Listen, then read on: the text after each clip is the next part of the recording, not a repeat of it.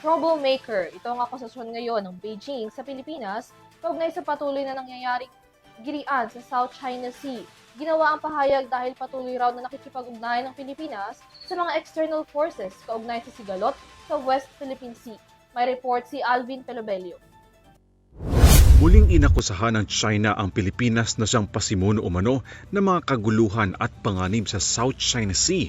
Ito ang naging pahayag ng Ministry of National Defense ng China, kaugnay sa naging pahayag ni Philippine Defense Secretary Gilberto Teodoro Jr. na pagtutuunan din umano ng bansa ang depensang panlabas, kabilang na ang hindi matinag na pagiging agresibo ng China.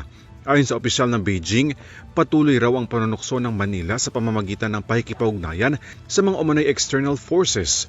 Ang paratang ng China taliwas sa sinabi ni Foreign Affairs Secretary Maria Teresa Lazaro, kung saan patuloy raw ang pagsusumikap ng Pilipinas sa hangarin na magkaroon ng mapayapang paraan sa pagresolba ng mga sigalot.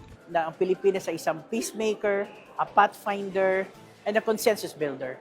Ito po lahat ay dahil sa mga alituntunin na sinabi at itinayo ng Pangulong Marcos. Hangad din daw ng bansa na magkaroon ng pwesto sa United Nations Security Council upang magkaroon ng boses ang bansa sa international community at sa mga isyong kinahaharap ng rehiyon. Maging non-permanent member ng United Nations Security Council. And hopefully, pag tayo ho ay naging miyembro ng non-permanent member ng Security Council, magkakaroon ho tayo ng malaking boses sa ugnayan ng mga nasyon tungkol sa mga issues on peace, on mga regional and international issues.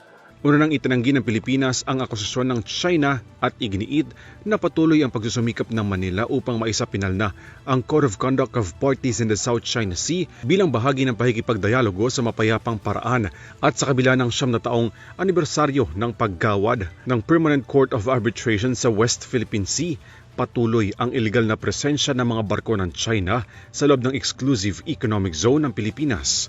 Kamakailan namataan ng Philippine Navy ang mahigit 20 mga barko ng China sa West Philippine Sea.